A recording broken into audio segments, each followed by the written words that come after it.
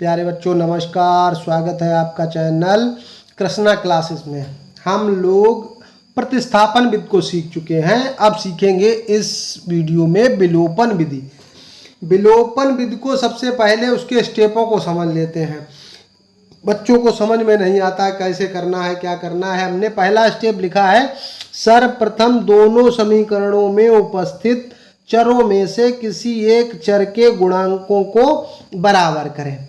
अब जैसे मान लीजिए एक में लिखा है 2x + 3y बराबर 7, एक समीकरण है ये। दूसरा हमने लिख दिया x + 5y = 16, ऐसे लिख दिया। तो इसमें आपको देखना क्या है, पहले एक कोई चर चुन लीजिए। देखो जिसको यहाँ पे x है, मान लो पहले बराबर ही बराबर हो तो कोई बात ही नहीं, बराबर नहीं है। यहाँ पे 2x लिखा है, यहाँ पे x लिखा है, तो x के गुणांक बराबर कर सकते हैं आप। समीकरण 2 में 2 का गुणा कर दीजिए। समीकरण 2 में क्या कर दीजिए, 2 का गुणा कर दीजिए, तो क्या हो जाएगा, 2x हो जाएगा। अब गुणा खाली उसी चर में नहीं होता, समीकरण तो पूरा यहाँ से यहाँ तक है, तो सम में होगा ये, और याद रखिए। फिर 10y और ये बराबर में जो संख्या लिखी ये भी तो समीकरण का हिस्सा है, तब ये हो जाएगा। अब ये बराबर हो गए। फिर नंबर 2 पे क्या करना है, नंबर 2 पर क्या करना है, जब गुणांक बराबर कर लो फिर समीकरणों को जोड़ना है अथवा घटाना। ये कैसे जोड़ समझेंगे कि कब जोड़ना है कब घटाना है, वो हमने लिख दिया है। जब चर मान लो ये 2x है, ये 2x, दो समीकरण थे, तो इनके पहले कोई चिन्ह नहीं लगा है, तो चिन्ह नहीं लगा है तो ये धन के माने जाएंगे। और इससे पहले भी धन लगा है तो ये 3y 10y भी धन के माने जाएंगे। लेकिन हमने x बराबर किए हैं, जब चिन्ह एक से हो तो घटाएं, और अगर ये यहाँ माइनस होता यहाँ प्लस होता, या यहाँ माइनस होता यहाँ प्लस होता, विपरीत चिन्ह के हो तब जोड़ेंगे। तो लिखेंगे समीकरणों को जोड़ने पर। तो अब जैसे यही लिखा था 2x + 3y बराबर 7, और ये 2x + 10y बराबर 32, तो ये क्या लिखना पड़ेगा, घटाने पर। क्यों, क्योंकि जो हमने गुणांक बराबर किए हैं x के, वो एक ही चिन्ह के हैं, तो घटाने पर नीचे वाले समीकरण के सभी पदों के चिन्ह बदल दीजिए। तो प्लस के हैं तो माइनस कर दीजिए, माइनस के हैं वो प्लस के कर दीजिए। 3 से 10 जाएगा तो माइनस का 7y बचेगा, और 7 से 32 जाएगा तो माइनस का 25 बचेगा। तो ये कैंसिल हो जाएगा, y बराबर 25/7। ऐसे हम एक चर का मान निकाल लेते हैं। तीसरा स्टेप क्या करना है, जो चर का मान प्राप्त हो गया है, तीसरे स्टेप में हमको करना है प्राप्त चर का मान दोनों समीकरणों में से किसी एक में रख देना है। दोनों समीकरणों में से किसी में रखें। अब देखो मान लो ये था x + 5y था दूसरा समीकरण, x + 5y बराबर 16, ये इतना था। तो क्या करेंगे, x का मान हमको ज्ञात करना है, 5y का मान आ गया 25/7 बराबर 16।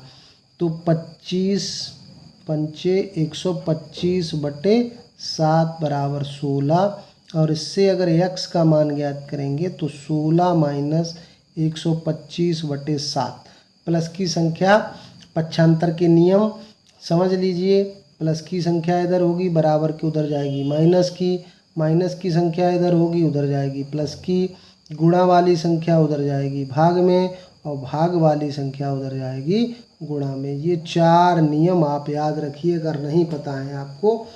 अब ये हो गया 16 × 7 = 112 - 125/7, तो माइनस का 13/7। ये x का मान आ गया, तो ये x के y के मान प्राप्त हो गए। इस तरह से आंसर प्राप्त कर लेते हैं। चलिए अब एक्सरसाइज में आपको यही सवाल बताते हैं, तब आपके और समझ में आएगा। पूरी विधि समझ में आई है तो लाइक ज़रूर करना वीडियो, और चैनल को सब्सक्राइब भी कर लेना। बिना सब्सक्राइब किए हुए मत जाइएगा भाई, देखिएगा ज़रूर और थोड़ा हौसला अफजाई करिएगा, मेरे चैनल को सपोर्ट करिएगा। पहला सवाल है, निम्न समीकरणों के युग्म को विलोपन विधि तथा प्रतिस्थापन विधि से हल कीजिए, कौन सी विधि अधिक उपयुक्त है। पिछले वीडियो में हम लोगों ने प्रतिस्थापन विधि को खूब ढंग से समझ ली है। अब इस पहले सवाल के पहले पार्ट को हम लोग काहे से करेंगे, विलोपन विधि से करेंगे। तो ये दो समीकरण लिखे हुए हैं। पहला समीकरण लिखा हुआ है x + y = 5, दूसरा समीकरण लिखा हुआ है 2x - 3y = 4। तो अब यहाँ पे x का गुणांक देखिए कितना है। जब कोई संख्या ना लिखी हो उस चर के साथ तो एक संख्या तो होती है, तो इसका गुणांक 1 है, यहाँ पे 2 है। y का गुणांक यहाँ पे 1 है, यहाँ पे -3 है। तो दोनों समीकरणों में हम लोग क्या कर सकते हैं, हम मान लो y के गुणांक बराबर करते हैं, तो यहाँ 3 से गुणा कर दिया जाए पूरे समीकरण में तो बराबर बराबर गुणांक हो जाएंगे। और देखो यहाँ माइनस लगा हुआ, यहाँ प्लस लगा हुआ, दोनों विपरीत चिन्ह के हैं, तो क्या करेंगे, जोड़ने पर, अभी पीछे हमने बताया था विपरीत चिन्ह के हो तो जोड़ दो। समीकरण 1 में 3 से गुणा करके समीकरण 2 को घटाने पर समीकरण 1 में पहले 3 से गुणा करो, 3 और x का गुणा करेंगे तो 3x, 3 y का गुणा करेंगे तो 3y = 15। और दूसरा वैसे ही लिख लेंगे क्योंकि उसमें हमने कोई गुणा किया नहीं है। चलिए ठीक, इतना समझ में आ गया आपको।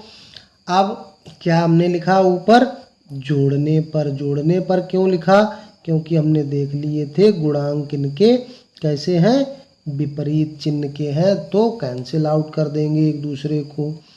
3 दूना 5 और 15 4 कितना हो गया, 19। तो अगर x का मान निकालेंगे तो हो गया 19/5। अब एक चर का मान हमको प्राप्त हो गया। अब दूसरे चर का मान हमने क्या बताया था, जब एक चर का मान प्राप्त हो जाए तो जो समीकरण आपको सरल लगता हो उसमें रखिए x का मान समीकरण 1 में रखने पर। 1 में क्यों रख रहे हैं, क्योंकि 1 में x y के गुणांक 1 1 है तो भाग नहीं देना पड़ेगा, बस इतना सरल हो जाएगा। समीकरण 1 था x + y = 5, x का मान रख दिया 19/5 प्लस y = 5। y का मान जब हम ज्ञात करेंगे तो हमने बताया आपको कि y यहाँ पे लिखा है, इसके पास वाली संख्या को उधर ले जाना, ये प्लस में है तो प्लस वाली संख्या उधर जाएगी तो माइनस की हो जाएगी। अब इस तरह की भिन्नें आपको घटानी आती होंगी, नहीं आती हैं तो कैसे, इस तरह अगर ऊपर एक ही संख्या लिखी है तो इसका डायरेक्ट इसमें गुणा कर दिया करो, 5 25 फिर माइनस या प्लस जो भी हो उसे लगा दो और नीचे फिर वही संख्या लिख दो। 25 से 19 गया तो 6/5, ये y का मान हो गया। तो आपके उत्तर आ गया x = 19/5 और y = 6/5। ये हमको आंसर प्राप्त हो गया है। अब परीक्षा में अगर ये सवाल आता है तो आपके पास बुक नहीं होगी, कैसे जानेंगे, तो इन मानों को समीकरणों में रख दीजिए।